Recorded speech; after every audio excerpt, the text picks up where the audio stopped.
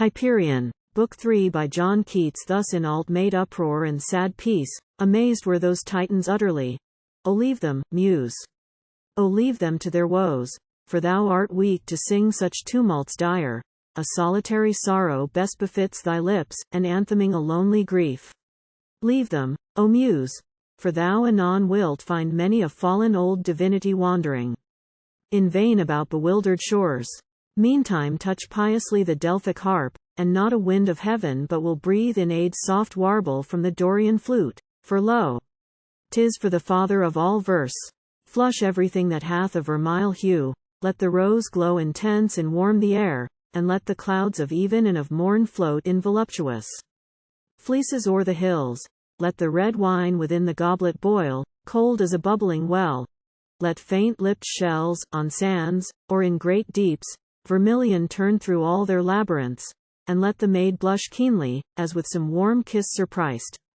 Chief isle of the embowered Cyclades, rejoice, O Delos, with thine olives green, and poplars, and lawn-shading palms, and beech, in which the zephyr breathes the loudest song, and hazels thick, dark-stemmed beneath the shade. Apollo is once more the golden theme. Where was he, when the giant of the sun stood bright, amid the sorrow of his peers? Together had he left his mother fair and his twin sister sleeping in their bower, and in the morning twilight wandered forth beside the osiers of a rivulet, full ankle deep in lilies of the vale. The nightingale had ceased, and a few stars were lingering in the heavens, while the thrush began calm-throated.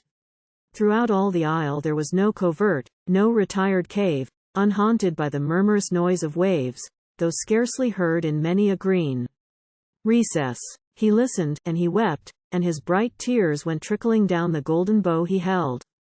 Thus with half-shut suffused eyes he stood, while from beneath some cumbrous boughs hard by with solemn step an awful goddess came, and there was purport in her looks for him, which he with eager guess began to read perplexed, the while melodiously he said, How cast thou over the unfooted sea?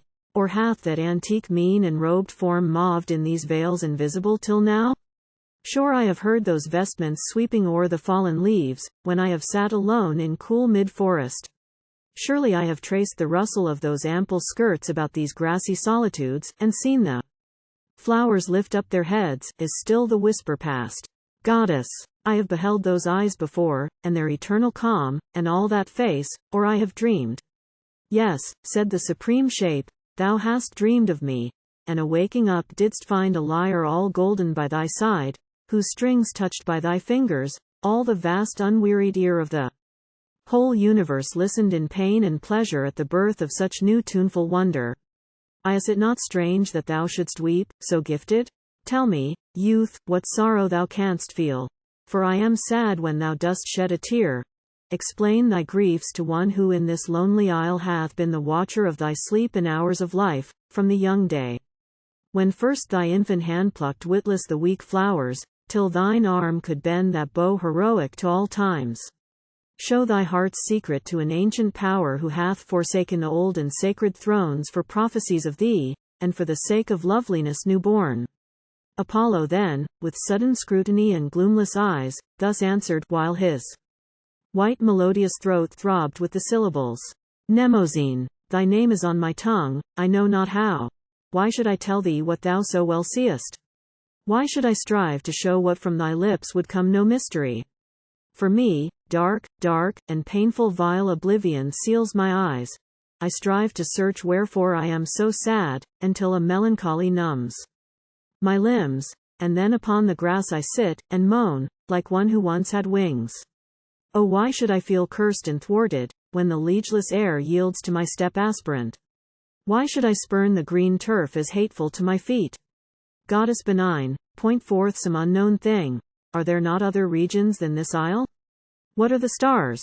There is the sun, and the most patient brilliance of the moon, and stars by thousands. Point me out the way to any one particular beauteous star, and I will flit into it with my lyre, and make its silvery splendor pant with bliss. I have heard the cloudy thunder. Where is power? Whose hand, whose essence, what divinity makes this alarum in the elements, while I here idle listen on the shores in fearless yet in aching ignorance? O tell me, lonely goddess, by thy harp, that waileth every morn and eventide, tell me why thus I rave about these groves. Mute thou remain st mute, yet I can read a wondrous lesson in thy silent face. Knowledge enormous makes a god of me. Names, deeds, grey.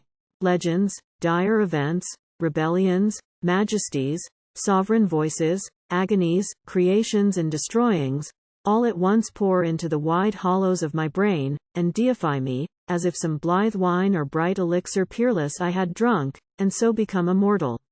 Thus the god, while his enkindled eyes, with level glance beneath his white soft temples, steadfast, kept trembling with light upon Mnemosyne. Soon wild commotions shook him, and made flush all the immortal fairness of his limbs, most like the struggle at the gate of death, or liker still to one who should take leave of pale immortal death, and with a pang as hot as death's is chill, with fierce convulse die into life. So young Apollo, anguished, his very hair, his golden tresses famed, kept undulation round his eager neck. During the pain Mnemosyne upheld her arms as one who prophesied. At length Apollo shrieked, and lo! From all his limbs celestial,